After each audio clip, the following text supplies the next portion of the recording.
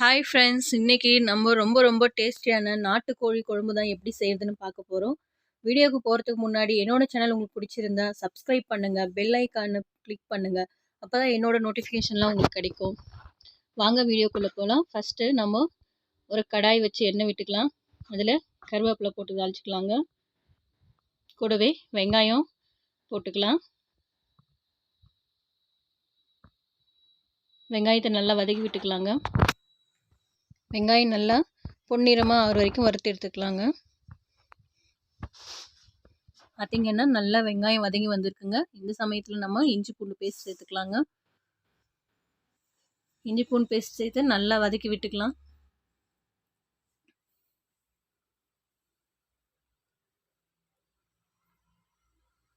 இஞ்சி பூண்டு பேஸ்ட்டோட வெங்காயம் சேர்ந்து நல்லா எண்ணெயில் வதங்கணுங்க.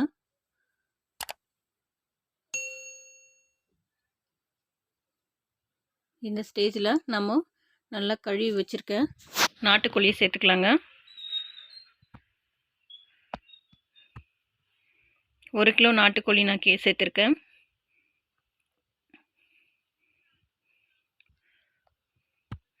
நல்லா வதக்கி விட்டுக்கோங்க.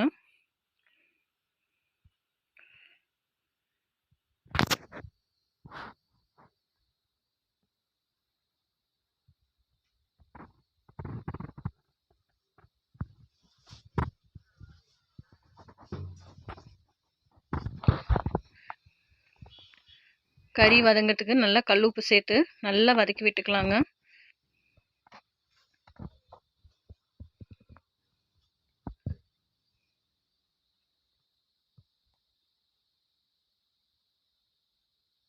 சிக்கன் நல்லா எண்ணெயில் வதங்கணுங்க. எண்ணெயில் எவ்வளோ நல்லா வதங்குதோ அந்த அளவுக்கு ரா ஸ்மெல் வராமல் இருக்கும். பார்த்திங்கன்னா அந்த சிக்கனில் இருக்கிற தண்ணி எல்லாமே வெளியே வந்திருக்கும். பார்த்திங்கன்னா எவ்வளோ அளவாக ட்ரை ஆகிருக்குன்னு. நல்லா ட்ரை ஆனதுக்கப்புறம் இப்போ நம்ம தனியாத்தூளும் மிளகாத்தூளும் சேர்த்து கலந்து விட்டுக்கலாங்க. இந்த மாதிரி நல்லா வதங்கிட்டு தண்ணி திரிஞ்சு வரலைன்னா பச்சை ஸ்மெல் அப்படியே அடிக்குங்க. உங்களுக்கு சிக்கன் சாப்பிட்ட மாதிரியே இருக்காது. கண்டிப்பாக இந்தளவு ட்ரை ஆனதுக்கப்புறம் தான் நீங்கள் தனியாத்தூள் மிளகாத்தூள் சேர்த்து தண்ணியே விட்டு வேக வைக்கணுங்க. நம்ம மிளகாத்தூள் சேர்த்தாச்சு, தனியாத்தூள் சேர்த்தாச்சு, நல்லா கலந்து விட்டுக்கலாம். பாருங்கள், அந்த தண்ணி வந்து நம்ம போட்டது கிடையாது. நல்லா சிக்கன் வந்து சுண்டி வந்திருக்கு. இன்னும் கூட நல்லா மிளகா பொடி ஸ்மெல்லெல்லாம் போகிற அளவுக்கு நல்லா கலந்து விட்டுக்கலாங்க.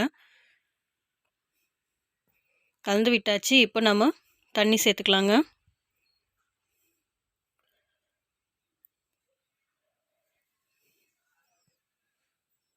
இது நாட்டுக்கோழின்றதுனால கொஞ்சம் அதிக நேரமே வேகும். அதுக்கேற்ற மாதிரி தண்ணி விட்டுக்கலாங்க.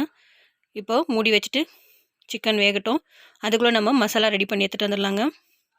இப்போ நம்ம மசாலா அரைக்கிறதுக்கு ஃபஸ்ட்டு பட்டை லவங்கம் கசகசா எடுத்துருக்கேங்க.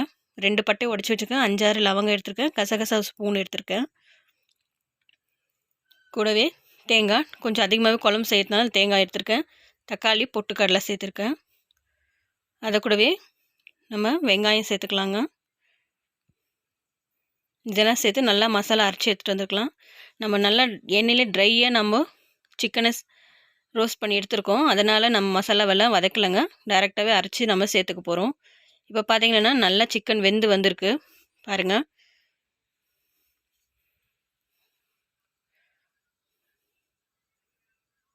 பார்த்திங்கன்னா இது பாருங்கள், சிக்கன் நல்லா வெந்திருக்கு. இந்த சமயத்தில் நம்ம அரைச்சி வச்சுருக்க மசாலாவை சேர்த்துக்கலாங்க.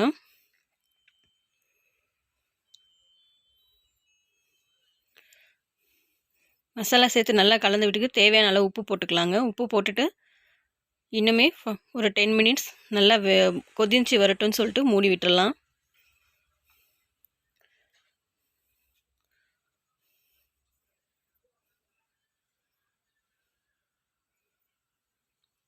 இப்போ மூடி போட்டு இன்னுமே ஒரு 10 மினிட்ஸ் வந்து கொதிக்க விட்டுடலாங்க. அவ்வளோதான். பாருங்க நம்மளோட குழம்பு எப்படி ரெடியாக இருக்குன்னு. பார்க்கவே ரொம்ப கலர்ஃபுல்லாக நல்லா இருக்குங்க. நீங்கள் வீட்டில் செஞ்சு பார்த்துட்டு எப்படி இருக்குன்னு சொல்லுங்கள். உங்களுக்கு இந்த ரெசிப்ஸ் பிடிச்சிருந்தா என்னோடய சேனலை சப்ஸ்கிரைப் பண்ணுங்கள். பெல் பட்டனை கிளிக் பண்ணுங்கள். அப்போ தான் நான் போடுற வீடியோலாம் உங்களுக்கு வருங்க. தேங்க்யூ.